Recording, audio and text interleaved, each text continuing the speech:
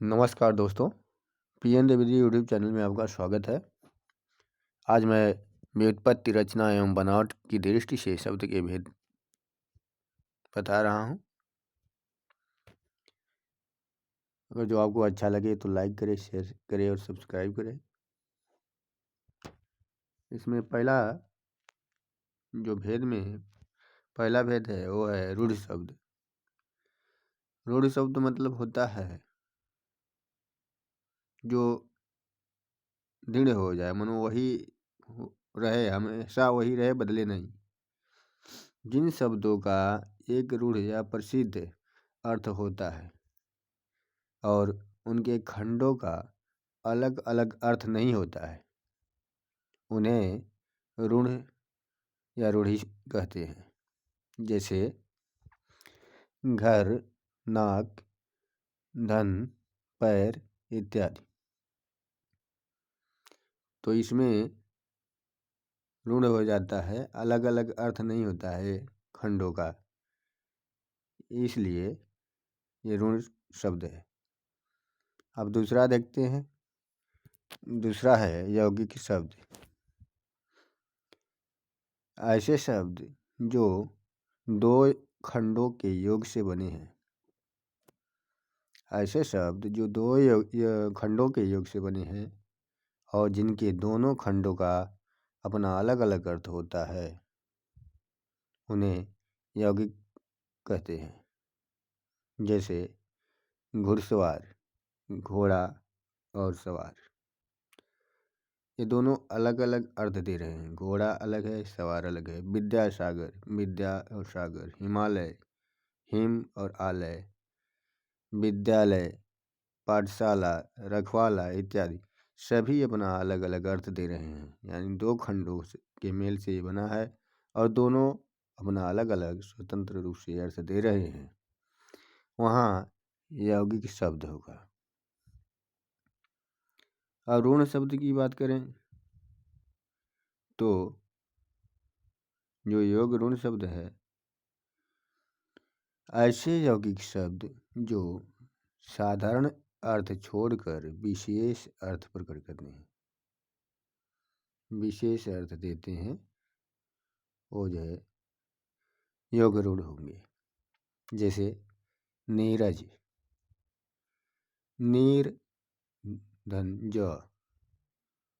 नीर मतलब होता है जल और ज माने होता है उत्पन्न होना।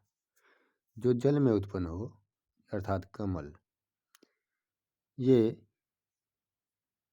तीसरे को संबोधित कर रहा है। जैसे बहुब्रीहि समास देखते हैं, सेम वही ये है योग रूढ़। पंकज मनो पंक मन होता है कीचड़ और ज मन होता है उत्पन्न।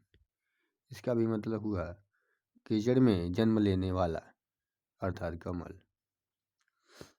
पीताम्बर, पीत धन अंबर, पीले हैं वस्त्र जिसके श्री कृष्ण, लंबोदर, चक्रपाणी इत्यादि। ये सभी शब्द योग रूढ़ है।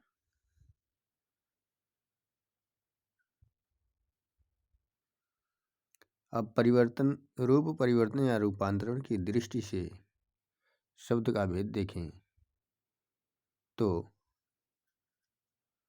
इसमें दो भेद है। पहला है विकारी और दूसरा है अविकारी। तो विकारी में भी चार भेद है, अविकारी में भी चार भेद है।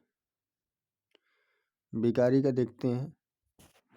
वैसे शब्द जिनके रूप लिंग, वचन, कारक और पुरुष के अनुसार बदलते हैं,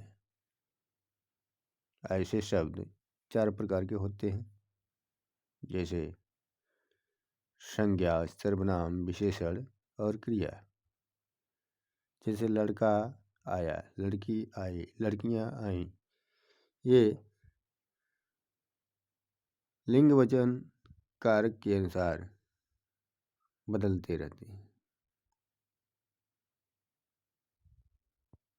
लिंग, वचन, कारक और पुरुष। अब अविकारी को देखते हैं। तो अविकारी शब्द ऐसे शब्द होते हैं जो लिंग, वचन, पुरुष इत्यादि के आधार पर नहीं बदलते, अर्थात अव्यय होते हैं। ऐसे अव्यय शब्द को अविकारी कहते हैं। जैसे क्रिया विशेषण, संबंध बोधक, समुच्चय बोधक तथा विस्मयादि बोधक, ये चारों प्रकार के शब्द अविकारी या अव्यय हैं। जैसे लड़का तेज चलता है, लड़की तेज चलती है, तो इसमें तेज में कोई परिवर्तन नहीं हो रहा है। इसलिए अविकारी में लिंग, वचन, पुरुष इत्यादि के आधार पर कोई परिवर्तन नहीं होता है।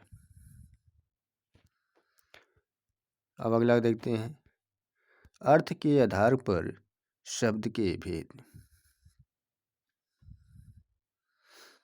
अर्थ के आधार पर शब्द के भेद तो वाचक, लाक्षणिक और व्यंजक, ये 3 भेद होते हैं। पहला वाचक की बात करते हैं, तो जहाँ शब्द के साधारण अथवा मुख्यार्थ का बोध हो, जहाँ मुख्यार्थ का बोध हो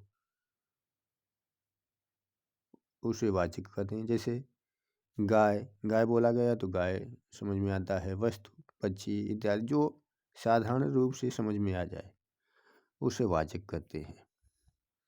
और लाक्षणिक दूसरा नंबर है, जिन शब्दों का रूढ़ि अथवा प्रयोजन के कारण, रूढ़ि अथवा प्रयोजन के कारण मुख्यार्थ से संबद्ध अन्य अर्थ या लक्ष्यार्थ का बोध हो, वहाँ लाक्षणिक होता है। जैसे उल्लू का अर्थ है मूर्ख। यहाँ अगर जो व्यक्ति, किसी व्यक्ति को कहा जाए तुम उल्लू हो, तो इसका मतलब ये हुआ कि वो उल्लू पक्षी नहीं है, उसका मतलब ये हुआ कि वो मूर्ख है। अब अगला देखते हैं, तीसरा जो प्रकार है वो है व्यंजक। वे शब्द जिनका न मुख्यार्थ लिया जाता है और न लक्ष्यार्थ, अर्थात वो दोनों का उपयोग इसमें नहीं किया जाता है।